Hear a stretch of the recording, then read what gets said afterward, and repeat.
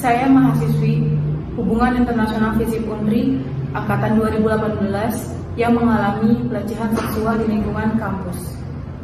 Kian hari kian waktu, tindakan kriminal semakin marak terjadi. Lingkungan pendidikan pun tak luput dari sejumlah tragedi. Salah satunya adalah kasus kekerasan seksual yang hari demi hari semakin merebak di lingkungan akademisi pendidikan. Mulai dari kekerasan yang bersifat fisik ataupun verbal, semua menimbulkan trauma bagi korban. Maka dari itu, kita perlu menolak keras terhadap segala bentuk kekerasan seksual yang terjadi di seluruh lingkungan pendidikan. Lembaga yang seharusnya menjadi cerminan dan paling terhormat di mata masyarakat, ternyata menyimpan rahasia besar yang sangat memalukan. Banyak kasus kekerasan seksual terjadi di kampus, namun disembunyikan atas nama menjaga nama baik kampus. Ibarat kata bagai fenomena gunung es, kemungkinan angka kasus kekerasan seksual yang sebenarnya bisa saja lebih besar dari yang terlaporkan.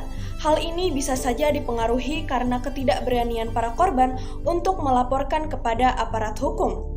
Kebanyakan dari korban kekerasan seksual ini adalah para mahasiswi-mahasiswi, sedangkan pelaku pada umumnya berasal dari kalangan dosen pengajar, pembimbing skripsi atau disertasi, pembimbing akademik, termasuk juga profesor, ataupun bahkan datang dari mahasiswa itu sendiri.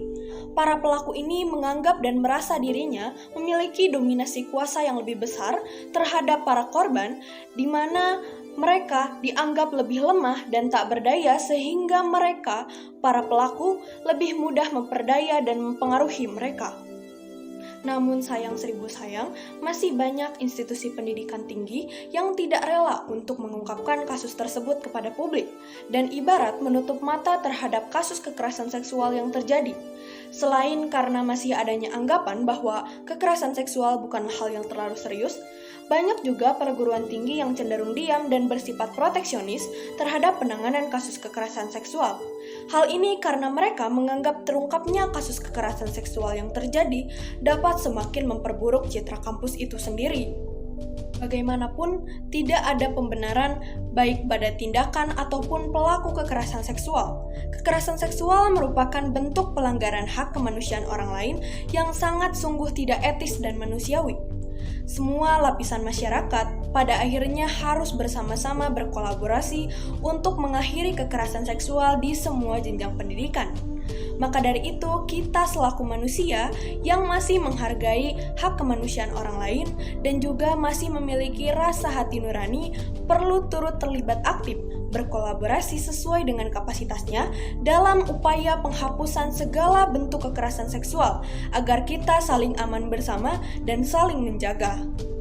Akhir kata, berani bersuara, berani merdeka. Katakan tidak pada pelaku kekerasan seksual. Mari kita wujudkan lingkungan kampus yang aman, bebas, dan nyaman dari segala bentuk kekerasan seksual.